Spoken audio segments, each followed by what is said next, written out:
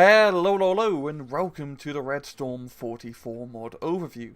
It is a complete overhaul mod for Steel Division 2. It pretty much changes everything about the game. For the most part, I feel like it's trying to make a more, I don't really like this word, but realistic, authentic experience over the vanilla game. It's trying to incorporate some elements of tactical battlefield management that you would do as a World War II commander. It's very fun. It changes everything. It's a completely new game, essentially, playing this mod. I highly recommend it. You can get it on the Steam Workshop. But anyway, for this video, we're going to be doing this in two halves. For the first half of this video, we're going to be going over the divisional deck building aspects and what have they changed. Because they changed a lot with the unit stats, how you build your decks, and all of that good stuff, and even the divisions themselves. And in the second half of this video, we are going to go over just a 1v1 skirmish match and showcase how these changes actually perform and play out in a standard match of Steel Division 2. So I think that's enough rambling, and let's just get right into the meat and potatoes of this thing. So if we go over to the battle groups and create a new one, in the battle group screen, things are a bit different. First off, they don't have all the divisions from the base game. The reason being is that all of these divisions have pretty much been built up from the ground up. They're very different from how they were in vanilla in terms of unit composition and all of that. So they pretty much have to be recreated. They do also have some new divisions that aren't in the vanilla game, such as some new Hungarian divisions, some new Panzer divisions, 4th Panzer here, and some new Russian infantry and guards, and a new cavalry division. They don't have all the divisions from the vanilla game. Like, there's no Korok, there's no 9th, and they're mainly just focusing on Eastern Front divisions right now, as just trying to keep it nice and concise. Also, the divisional rating system is a little bit different. Essentially, from what I know of how it works, the letter pretty much corresponds to what phase the division is best suited at, and the number is a scale of 1 to 3, how good that division is in total. So a Class 1 division would be a pretty high class Relic Crypt division, while a Class 3 division would be a bit more of a reserve ragtag style. And, well, they do have quite a lot of divisions in here. For the sake of this video, we're just going to be going over one of the divisions in depth, and that will be 20th Panzer, and showcasing all the changes to the deck building structure. So let us jump in. So the first thing here is the income types. The incomes have been completely reworked. As you can see here, one of the main things that this mod does is not do all the points in base 5. So as you see, we have 132 points, 138.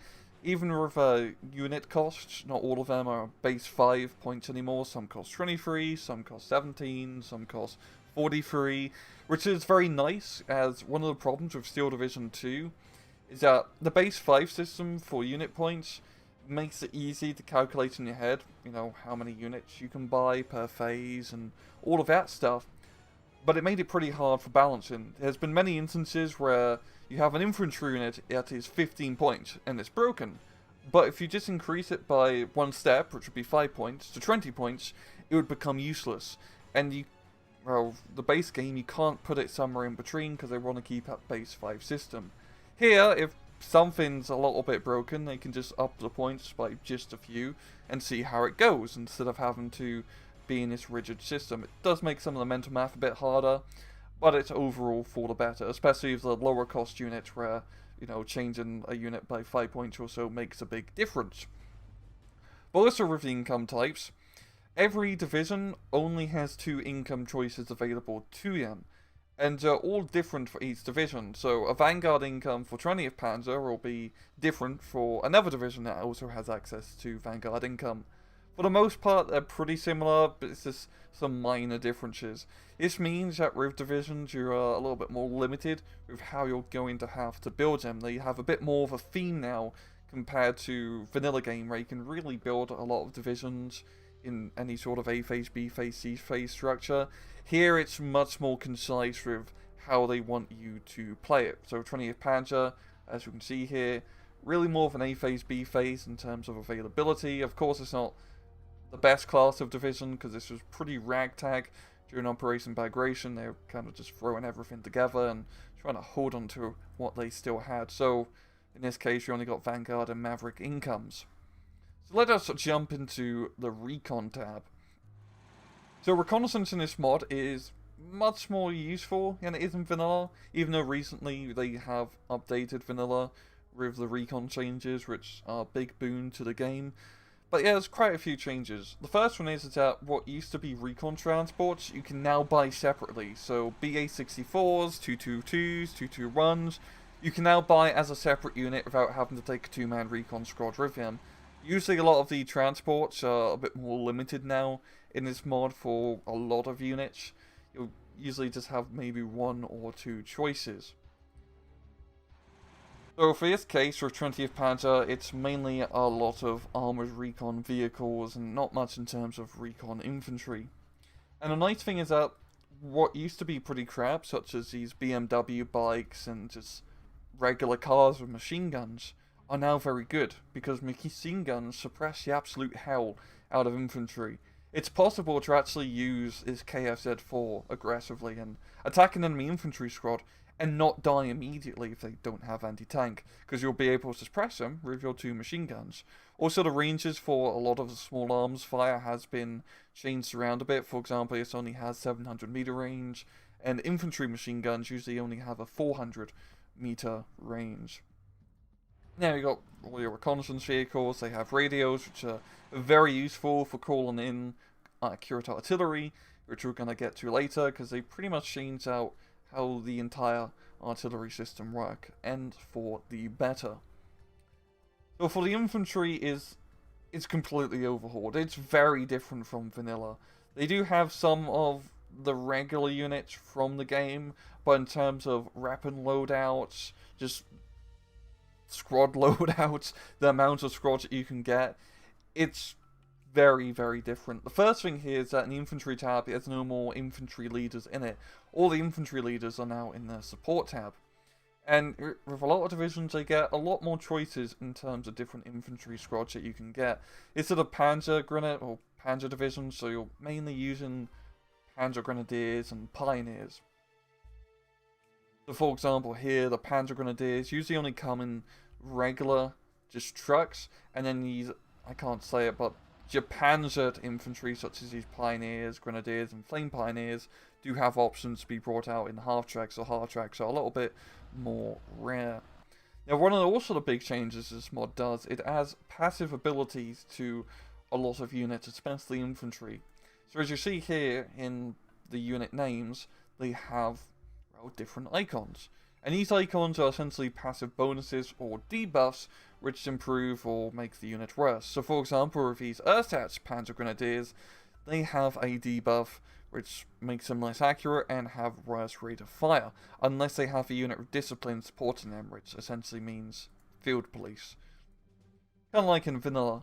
But also you have more elite units. So for example, we have this Japanzer Grenadier, and they are considered veterans, and they get accuracy bonuses, rate of fire bonuses, and stress bonuses to make them a bit better, which goes on top of their already existing veterancy bonuses. And one of my favourite things with how infantry works now is that they actually made the availability pretty reasonable with infantry. It's no longer C-phase Panzer Grenadier spam of getting 27 in a single card. As you see here on Vetted Panzer Grenadiers, we only get 11 of them in C phase, when compared to B phase you only get 9. So there's much less infantry spam compared to vanilla. You're still going to have a lot of infantry on the battlefield, but it's no longer just complete hordes of Soviet or German infantry just constantly charging you because they have over 100 infantry in their deck. They also made it, this is really a lot of units, going up in veterancy is no longer such a big downside, as the veterancy curve is much more generous, as we can see.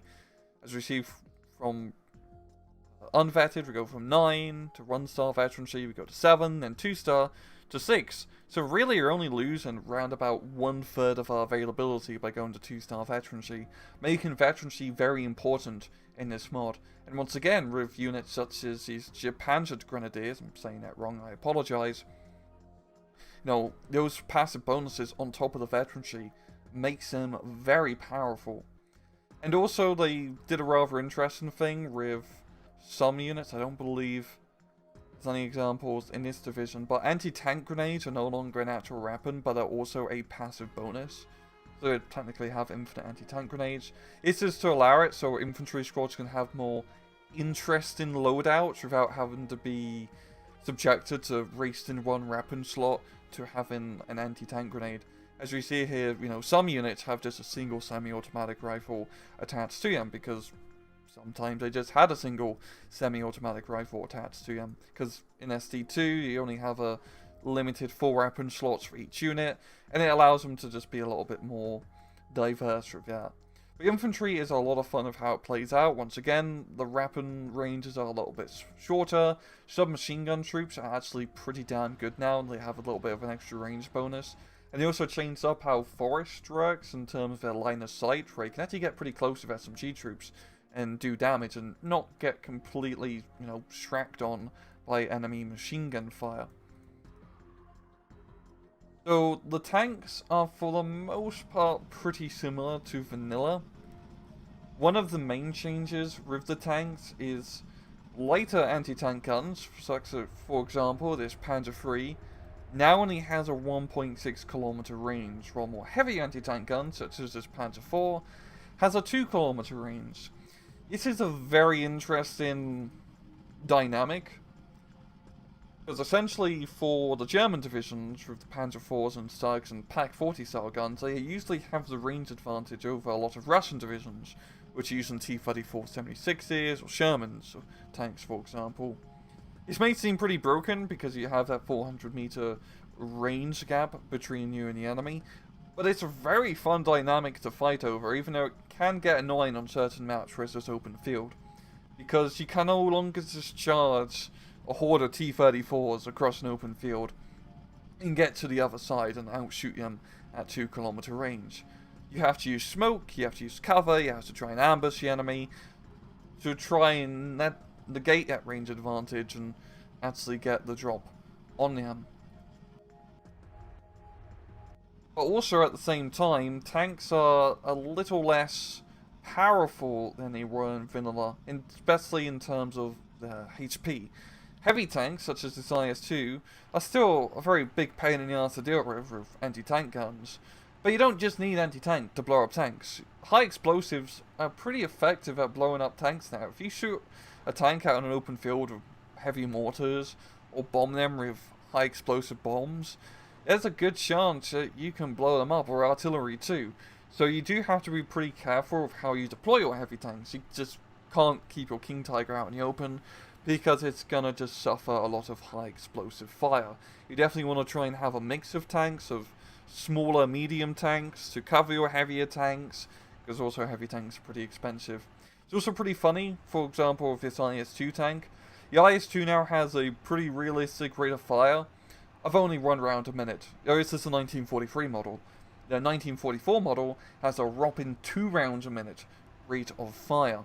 But at the same time, the IS-2 is only 140 points, while the King Tiger, if we're matching it against that, is roughly 220 points in terms of cost, which is, well, pretty costly. The support tab is now very different in what it was in vanilla. The main thing that it's used for is leaders and little support weaponry, such as some lighter assault guns, some machine gun teams, etc. Like now we have leaders in a half-track. This is just a regular leader unit, just like in SD44 where you had leader half-tracks and leader APCs. Those are now back in the game.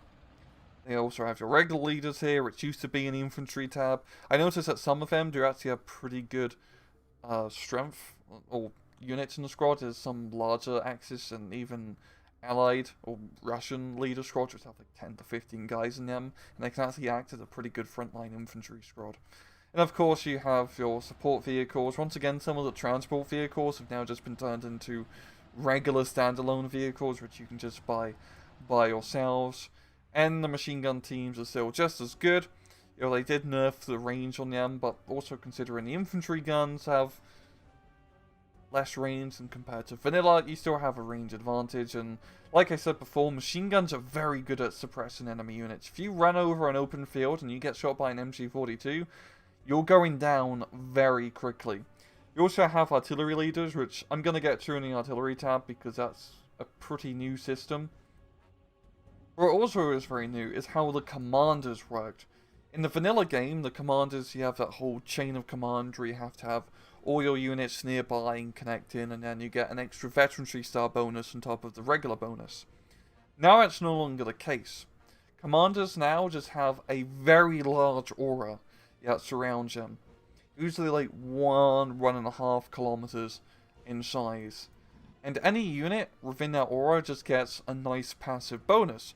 Such as for this infantry commander here, it gives infantry extra stress resilience, better influence in terms of the battle lines, extra view range, and make them a little bit harder to hit. But it only works in infantry units.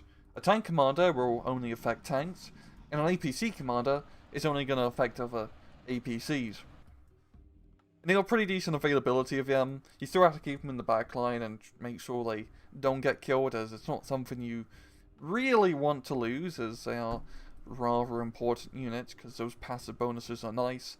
But it's fairly good now. Yeah, the bonuses no longer just improve your veterancy by just another star. As with the vanilla game, one of the main problems with commanders is that it would make regular, like, pretty much 2-star infantry or 2-star units in general useless, because you could just bump a 1-star unit to 3-star veterancy if you just got a commander. Now it's still a very good bonus, but it's no longer as crazy as it was in vanilla. You can also get anti-aircraft gun in some divisions, such as a 2cm flat cannon, because you're using it in a more supporting role, but once again it can still shoot down aircraft. It's pretty fun with how they moved around some of the units. Like what used to be like the SU-122s and ISUs in the support tab, they're now usually in the anti-tank or sometimes in the artillery tab because they're assault guns, they can assault pretty effectively. The anti-tank tab for the most part is pretty much the same. They have made Panzerschreck teams and PTRS teams much more lucrative, as you usually get much more of them in terms of availability. And also the PTRS teams or PRTS teams are much more useful because you usually get like 2 to 3 guys in like an anti-tank rifle squad, which means you can get a lot of good critical hits on light and medium tanks very quickly. And it also does the rather nice effect of stopping them from being able to be brought in, faster, like lighter transports. To stop A-phase Russian of Russian 2-man flamethrower teams and anti-tank rifle teams to try and grab that town early on and ambush the enemy units before they can unload. There are still some divisions like this one that still do have 2-man flamethrower teams, but they're no longer as good because you just don't get that much in terms of availability. I mean, it has good veterancy, mind you, but it just doesn't work out well in this mod from what I found out. Anti-tank guns are still good as ever, especially the German runs, because they have that range advantage over the regular Soviet medium tanks, and they're pretty damn powerful. The nice thing too is that the penetration values, which are shown on the stat card, are actually displaying the penetration value at maximum range, rather than at minimum range. So this Pak 40 will penetrate 110mm of armor at 2 kilometers instead of some weird arbitrary number which kind of defines the shorter range capability. Definitely makes it much nicer. Also as well, APCR cells no longer can shoot at 2 kilometer range, they now have a shorter range because they only really work at shorter ranges. And in play, they won't just shoot APCR cells by themselves, you have to manually activate it by turning off the AP cells and then they'll start shooting APCR to knock out whatever heavy tanks come their way. And also with the tank range changes, it does make tank destroyers much more efficient because they now have a 400-meter gap where they can shoot without being shot at. You can actually do some pretty good ambushes with tank destroyers. And they also made the Panzerjäger RSO here pretty, it's not Panzerjäger, but you know what I mean. Pretty actually useful. It's a very interesting unit now. It's still slower, it takes forever to get to the front line, and by god, it does not have a lot of ammunition. But certain units such as this actually get, it doesn't showcase here, but they do get camouflage bonus. If they stand still for a certain period of time, it'll be harder to spot. So if you place this on an open field, and it stops moving for a little bit, it will still get spotted by recon squads and whatnot, if the enemy actually has reconnaissance. But they're pretty damn good at ambushing tank destroyers now in general, which is rather nice. A lot of things are rather nice. I'm pretty much saying that a lot for this mod. Anti-aircraft is pretty powerful now. It's very deadly to fly over enemy anti-aircraft net, especially if they have flag villains. The lighter caliber anti-aircraft guns, especially what I found with like some of the 50 cal machine guns, don't do so much killing enemy planes, they more just pepper them and stress them out. The 88 and 85mm AA guns shoot very long range now. You can pretty much shoot across the map sometimes with these 88mm. They're very good at knocking out slower bomber formations, I found. They're a little bit less accurate against fighters. You still want to have a nice mix of medium caliber anti-aircraft guns, such as 37 and 40mm to pepper the enemy. And then you want some of these heavier flak guns to try and knock out any bomber planes which are gonna bomb your front line. Yeah, anti-aircraft is still pretty much the same as you would use it in vanilla. You want to have a healthy mix of it. And also, once again, they do quite a lot of damage. Now, the artillery system is very different from vanilla. So if you're looking here, you might notice one major difference from vanilla. And that is the fact that, yeah, it's a lot of off-map artillery. And you'd be correct. So would that mean this mod would be kind of cancerous, as it would just be off-map artillery spam? And the answer is really, no, not really. You see, all the larger field howitzers and field guns, which had infinite range, are no longer available as on-map call-ins. They've all been changed to off-map artillery. This is more of a realism change, as realistically, these field guns and howitzers, such as large 203mm, wouldn't be anywhere near the front lines. They would be all already somewhere in the back in a large battery already set up. And so you're using these forward observers to call them in. Usually how it works is that the medium caliber artillery usually only has 2 shots of off-map that they can call in. Some of them are fairly interesting because you can actually also call in smoke with this medium caliber. So for example here you would have one salvo of 60 shots, another salvo of 60 shots of high explosive, and then you could also choose to call in smoke artillery as well, which is extremely useful. I'd always recommend, if you are playing this mod, to always try to take a card of off-map artillery. It has smoke capabilities, because it covers a huge area, and it can make pushing into towns or enemy strong points extremely efficient, because you can get a very nice and quick dirty smoke barrage onto an enemy fortification, and then just charge in with light tanks and infantry and have a pretty cool and deadly CQC moment. It's quite fun. While some of the larger off-map artilleries usually only has 1 barrage available to them, so you gotta make it count. And it's pretty interesting, as it's no longer the standard usually 2 to 3 barrages in vanilla game. You gotta make that 1 barrage count when you call it in.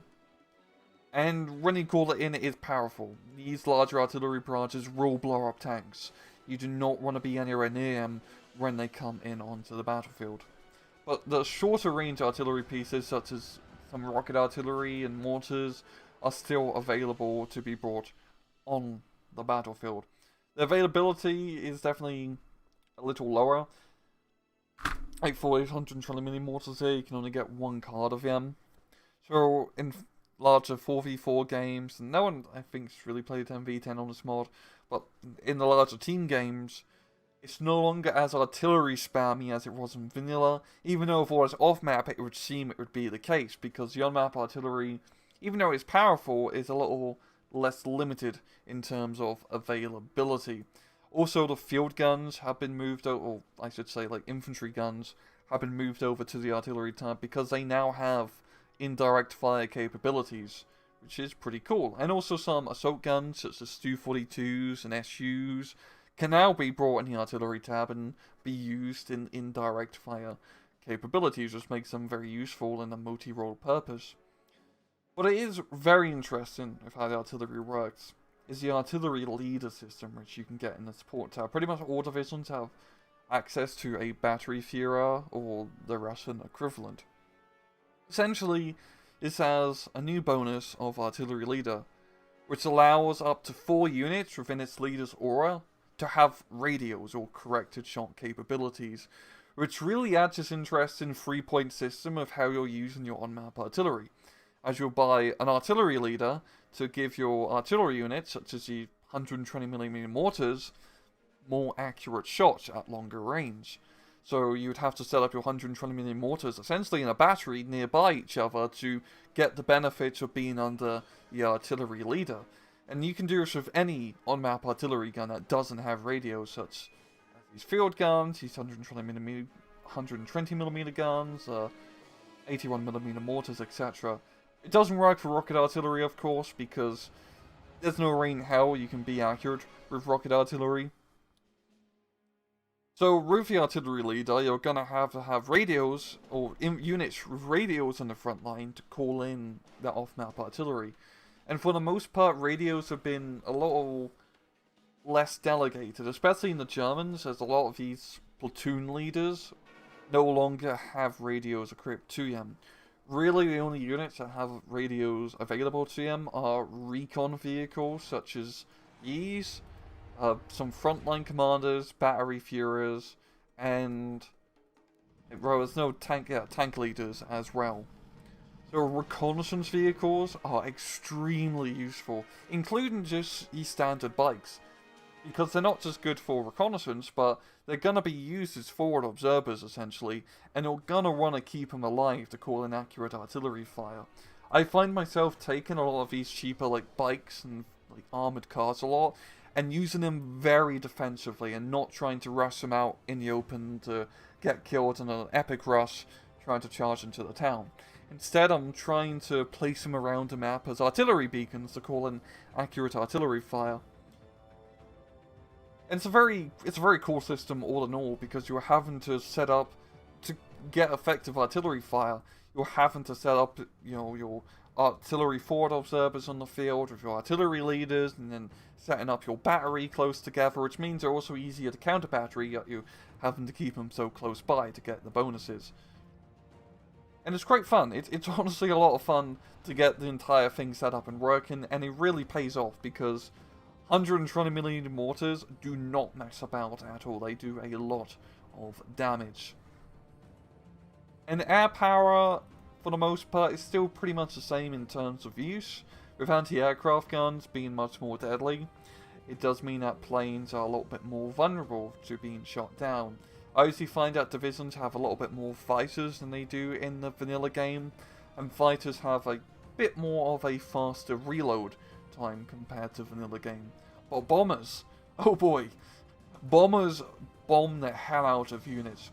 Like I said before, tanks are much more vulnerable to high explosives, especially high explosives that are being dropped by planes. So during high explosive rocket runs or accurate Stuka bombing dives, has a very good chance of blowing up tanks, so you want to make sure that doesn't happen. And also heavier bombers, such as 500kg bombers, will completely level an entire push. With the bomber planes and ground attack planes, they usually have a slower reload time to compensate for this. You maybe only bring out a heavy bomber every like 5 to 6 minutes or so. I'm not entirely sure on the reload times off heart, but that's how it usually feels like. Cluster bombers are of course still very good for dealing with tanks. Yeah, overall, close air support really feels very powerful now. It's more risky to do, especially later on in the game where the enemy has a good anti-aircraft net set up. I find that you need to have, when you call in airstrikes, to have multiple planes coming in. You need to have a few bomber planes or ground attack planes covered by 1 or 2 fighters to make sure that they don't get shot down by enemy fighters, and have a good AA net yourself. Very powerful, but you have to really set up the whole structure in general to make airplanes work. But when they work, oh boy, they really do work. I find cluster bombers to be very good in this mod, especially as Soviets, as a lot of those heavy tanks are a bit more of a pain in the ass to deal with because you don't have that range advantage with your spammier T-34s and Shermans. So being able to just drop clusters on that King Tiger, and even if you lose it, that cluster bomber has paid itself off by blowing that King Tiger up, which is good, which is very good. That's overall the general deck building structure for this mod. It's very different, as you can tell, from vanilla, and a lot of the divisions have much more tailored decks built to them in terms of how the infantry availability is and tanks and support. They also have some brand new units that aren't just infantry in the game as well, and some of them are pretty cheeky and quite funny, such as a flamethrower squad, but 10 guys, all with flamethrowers. It's very well done with how the divisions are built. I haven't even played with all divisions yet because there's so much nuance to each division, I find, that you can really, even though you are a little bit more limited in terms of your income and availability of certain units, as it's a bit more limited in terms of that and the veterancy, there's a lot of ways you can build divisions still, and still have a fun and interest in battle. But yeah, speaking of battle, let's actually showcase how the mod actually plays in action. So I'll see you in a little bit. And we are back on a 1v1 on Orsa North. I'm playing the 4th Cavalry Division, which is similar to 9th Cavalry from vanilla game, just a few changes here or there. And I'm fighting against a Skijäger, which has a lot of very scary German infantry, with Sturmgewehrs and a good amount of stuff, which I'm gonna have to contend with. Just fighting against a hard AI. I already have everything deployed because that's kind of the boring part, and well, let's get to it. So one of the things overall is that the speed of a lot of units is slower than it is in vanilla. Truck transports are no longer as fast, and tanks and all of that compared to the vanilla game, meaning that getting to the front line does take quite a while. These British Lend-Lease tanks can be goddamn horrible because they take forever and a half to get to the battlefield. And some transports for like Flak 88s and Pak 40s are really slow because they're using the RSO transport vehicle. What also is different is how the phase system works. As you notice, phase A is like going on for like 13.5 minutes in total. Every division has a different A phase and B phase duration depending on the division. On average, though, an A phase will usually last for 13 minutes, while a B phase will usually last 17 minutes. So really you don't reach C phase on average till 30 minutes into the match, meaning that you do need a good amount of A phase and B phase stuff to actually survive a match or so. So my current plan for this match is to try and push pretty heavy on the left side, defend the rest of the map for the time being, which I think should be durable. I do have these Shermans, and Shermans are very good in this. They made 50 cal machine guns in general much more powerful and stressful compared to vanilla. They will pin down enemy squads pretty efficiently. To be fair, you don't have that much ammunition for them. You also have slight AP penetration bonuses now, which is pretty damn nice. You're seeing an early airplane here. Oh, he's going to try and Stuka me. That's a bit rude. I think he has a tank over here somewhere, so unload some infantry. I don't have anti-tank grenades, so that's not cool. And the Stuka lost sight of my stuff, so that is good. Just try to sneak through the forest here. As you can see in forests, the line of sight in there is much smaller than it is in vanilla. It's around about like 70, 80 meters that you can see out of, which means that you can sneak through forests pretty efficiently. In lighter forests, it's like roughly 110, 120 meters in terms of being able to see stuff. You're making SMG troops really damn good because you can get in pretty close. You're also seeing over here we do have a you guys over here. I'm gonna get a Sherman, yeah, because I need something that's a little bit faster. In this Valentine, he's still got another minute before he reaches the front line. And we're just gonna use pretty much a lot of Shermans early on. I think we're gonna be able to push through over here.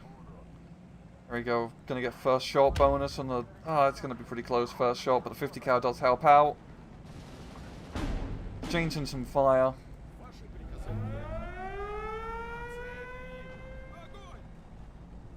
I think I better get the anti-tank rifle in over here. Oh, he's gonna try and bomb me. That's just not polite. Fortunately, we have fighter planes, so I don't think it's gonna come in time. There's also a bunch of new critical hits that can happen. So this is damage antenna here, which I believe stops it from being able to receive commander bonuses. That's my interpretation of it. Things get much more critical when you're being shot at in this mod. I'm just trying to get over here. The Sherman's going to be fine. We have to worry about the central push. We got some T-34s moving over. My Valentine tank might be able to make short work of them, as Valentine does actually have the 2-kilometer range, making it a very good anti-tank platform. Now he is just pushing pretty hard over here. I haven't looked on this side at all, and it seems to not be going all that well for me. There's apparently infantry in this building area. But once again, I can pretty much solve most issues by getting a Sherman tank. Here we go, we got Skiega Pioneer, and as you can see, actually not too bad a weapon loadout. But as you see, they call me out in the open, and I am just getting completely pinned down. Machine MG42s are not fun. Well, maybe I'll just spot them with my BA 20 and shoot them. See, moving my Pioneer troops. Another airplane coming in. Yep. Well, my fighter plane is already off cooldown, and he's going to try his darndest to blow him up. I should probably think about getting some anti-aircraft soon. I'm doing pretty good in this push over here on the left-hand flank. Just need to keep it up. The infantry in this division is pretty good compared to other Soviet divisions, as the Cossacks do have a pretty decent baseline bonus. And as you can see, the KSZ was completely pinned down my Kazakis before I could even do anything. My BA-20 is just putting down some light machine gun fire in that Skiega squad. I might be able to just get the Sherman in range. The Kazaki PPSH. There we go. 50 cal and 75 should make short work of that, hopefully.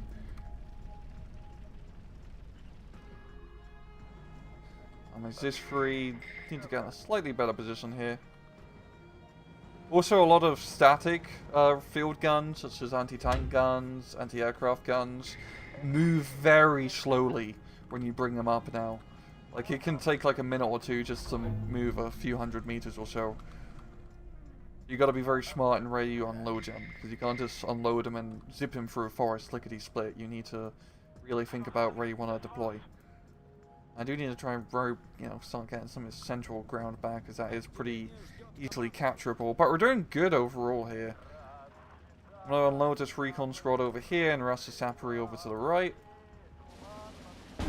Oh, hello, Skiega Führer.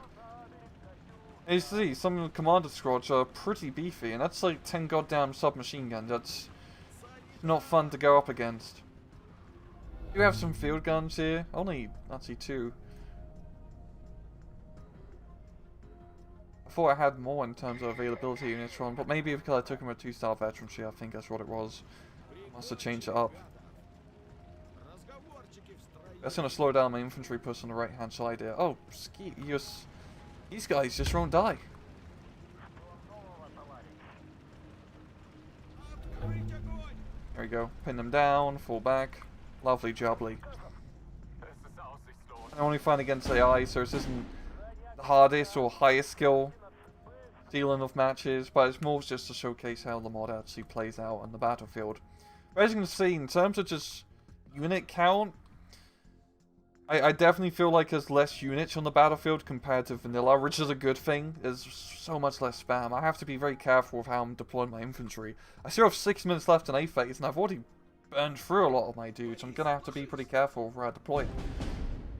I want to get a few more Valentines in the center. They're probably going to take forever and a half to actually get, yeah, but kind of need them, yeah. And I need to get some infantry in this town, because Skiega Pioneers are not nice. They're not nice at all, guys. But we got this whole flank under our control, which is lovely. Probably want to try and think about setting a second defense line somewhere, just in case I get pushed. As I found in this mod, having multiple lines of defense is very important. And it's possible to do. You have, with the Germans, the RSOs, which you can use to cheaply set up some anti-tank guns. The Ziz-3s are pretty good at that. A nice thing is that, like a lot of anti-tank guns, are pretty high veterancy. His Ziz-3s come at base 2-star, and you still have very good availability on him.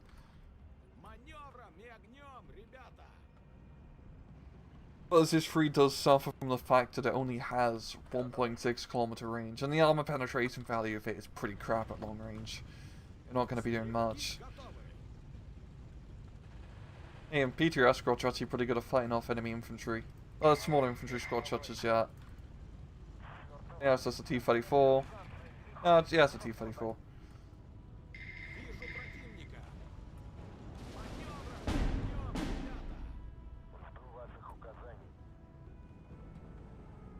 My Sherman over here. Should probably think about getting some... I don't need any infantry here right now. I need to worry about getting them elsewhere. But we're doing pretty good. We're pushing hard on the flanks and losing the center, which I can live with. We're still winning in terms of points. Now would be a good time to get some commanders, as I am floating quite a lot of points, and it would definitely benefit my infantry fighting capabilities. I mean, the influence bonus on the front line is huge for commanders. It can pretty much make or break whether you hold a flag or not. I think I'm not going to really worry about pushing in the center for now. I think I might just try and push into this town here, as I can use this forest for cover and get some Superiors and PPSH troops in here. And they're pretty nice troops. Because Pack 40 is really doing my head in, holy crap. It also has the bonus because it's a Jaeger trooping, which is pretty good bonuses. Like elite units such as Jaegers and Guard Squads and paratroopers. There's no real paratroopers in the game apart from one of the Hungarian divisions have access to Hungarian paratroopers. They're good. They're really good. As you can see, we're just making gangbusters over here. Holy crap. Place my Shermans in some ambush positions. Usually if like these medium tanks such as this, you don't want to slap them out in the open because they will just get outranged by Pack 40s. You have to be smart where you deploy them. And try to put them in positions where they can ambush enemy units. Maybe I really could use of artillery, which... I think, yeah, I do have an artillery gun here. Let's just use it, it's an artillery roll now. It's not the most powerful artillery gun, it's still pretty crap, only 76mm of high explosive capabilities. But it's better than none. It's a pretty damn good infantry support weapon with its high explosives. Actually like using it as infantry support a little bit more than its anti-tank capabilities. That's why I have the Valentines in this stack, as they're my main anti-tank. Okay, yeah, we're really beating the enemy pretty quickly now. As you can see, that incoming A phase is pretty crap, but once they get into B phase, it's kind of similar to us, but that's when they start to come online. But they're not going to have much of a B phase at this rate. Eager Pioneers are pushing me in here. My Valentine has no machine gun or high explosive shells, so all he can do is rush as he gets charged by a bunch of angry Germans. I also have no high explosive bomber planes in this division. I only have cluster bombers because you get good availability of them. And well, the tanks are really my main... Heavy tanks are more of my concern rather than just infantry units. And cluster bombers do a pretty good job of knocking out tanks. And damn, they've really left this town completely barren. Need to get some infantry over here into the center, which I do not have, and I'm pretty much out of infantry now. Alright, I got one more squad, I might as well just... deploy in the center right now. I still have some recon. My A phase is pretty sparse, I'll probably get some anti-air on the flanks. Next thing too is that I noticed that some anti-aircraft units, such as this for example, actually has some armor penetration shells, and they're not bad. Not bad. It's like having a some cheap autocannon units. It's rather cheap, and they're well, not too cheap, but they are autocannons.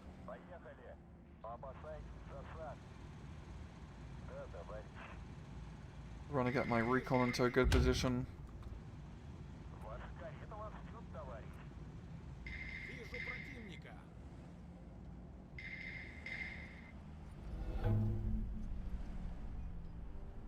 And once we get into B phase, we can start getting some like longer range machine guns, which will definitely help. And what are you doing? AI, ladies and gentlemen, charging Pack 40s onto hills. Since, well, I guess ruse. I think, yeah, Eugene had games before, right? Just like active aggression or active war, whatever it's called.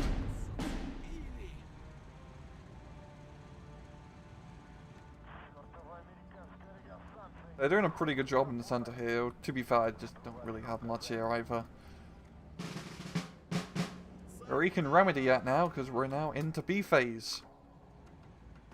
We've got some points that we can buy, so let's get some machine guns. Even just maximum teams are pretty damn good now, as you do have a nice range advantage over enemy units. Machine guns actually suppress the hell out of things. I do not like that Pack 40, but I don't have any planes which I can use to blow it up. I do have artillery, but I don't want to dedicate a whole off-map artillery barrage to it, so I guess we'll get some mortars up, and an artillery leader, and we'll start setting up a artillery battery. Get the recon here for radio support. I really do love how just attack moves work now in SC2. As you can see, I have my smart orders to make it so they go from cover to cover and moving. And it works pretty well, all things considered. Oh, I've got Skier now charging my support gun, but I know my support gun is going to be able to press him down in time. As you can see, the machine guns do quite a bit of work, but not enough work when you're being lobbed high explosive showers only 300 meters away from you. And that's going to close up that flank.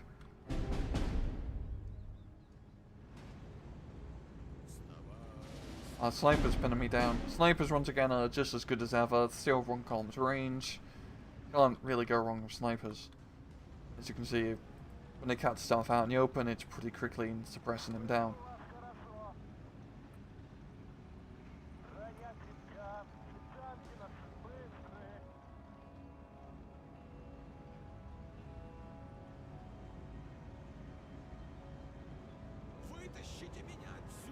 I'm gonna need a Sherman here, I think, just for some line support. I also have Sapperies, which I can move up. That might be a good call. I also have a Sherman over here. You could just go around to the flank and say hello. On a counter battery me. Also, the nice thing of artillery is that they completely remove the smart order for automatically firing. You have to manually micro all your artillery, all your on-map artillery pieces now. Which is nice, because it's no longer being sniped by... Your artillery pieces are no longer being sniped even though they haven't shot yet. That was a pretty annoying bug. It's really not that much of an issue having to micro-am because you have so limited amount of artillery.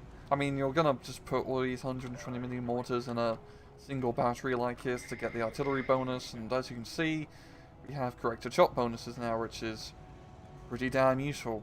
And where's that Pack 40? I really want to blow him up. Let's just suicide our Kazradevka here.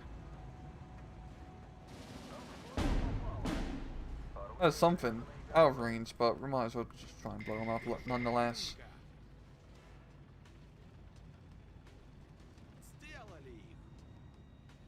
I do want to fall into some off map.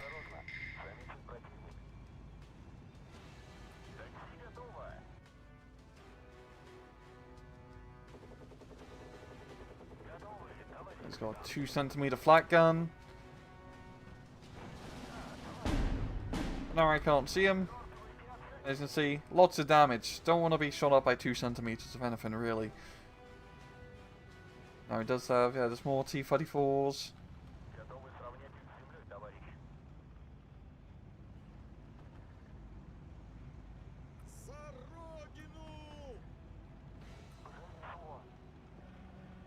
I've always Cossacks, might as well move them up.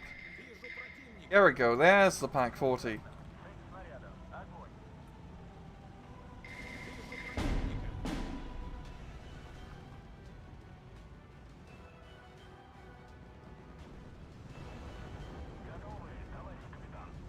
I want to keep the machine gun in the building, not outside it.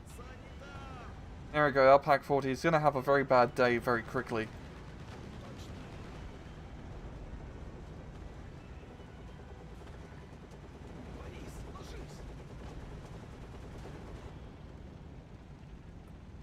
Now, if him pinned down, we can rush in a Sherman on the flank and try and finish these guys off. Yep. Heavy artillery is pretty heavy.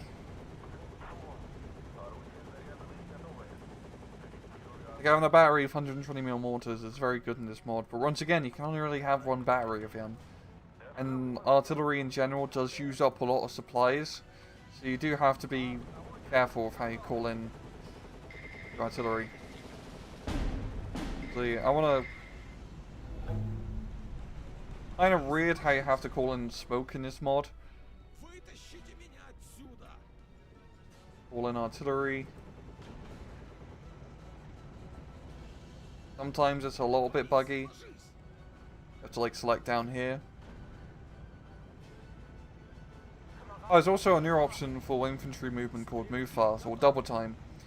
It allows you to, when running over an open field, you can click it, tell them to move again, and they move at like double the speed for 30 seconds, but they can't shoot back or anything, so it's a nice sprint option.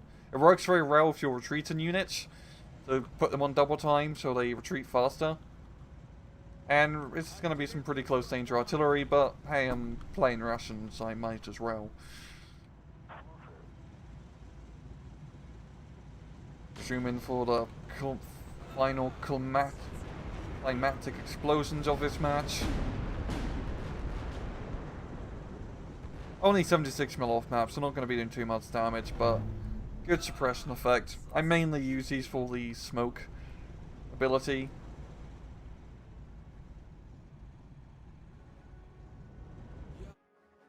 And there we go, it is a good game. A pretty easy one, once again, just fighting against hard AI, nothing really too much. Yeah, the KD really speaks for itself, and pretty shared in terms of kills, losses. Yeah, it's really just that Pack 40 doing my head in the center. But yeah, that's the Red Storm 44 mod. I think I covered the majority of it in this video. If there's anything that I did forget to mention, please mention it in the comments below. Hopefully I haven't forgot anything. As you can see, it's a very different mod from base game. It's no longer hordes of T-34-76 spam, or Strelky, or Panzer Grenadier spam, or artillery spam if you're playing team games. You have to be much more concise and careful of how you deploy your units. You're going to want to have support and commanders and different lines of multiple lines of defense and reconnaissance to actually do anything. It's really fun. I would highly recommend trying this mod out. They've been updating it quite extensively with new divisions and fixing anything that's broken or buggy with the mod. They've been pretty on top of that. If you do want to play the mod, I highly recommend joining the Discord. I'm going to leave the link to it in the description below. It's pretty much how most of the games are organized through that Discord, as there's only a limited amount of people really playing the mod right now. But hopefully that'll change in the future, because it definitely deserves to see a bit more of a larger player base, because there's a lot of effort that's put into it. But yeah, that's really it for me. So, I hope you guys enjoyed this overview, and as usual, please just take it easy.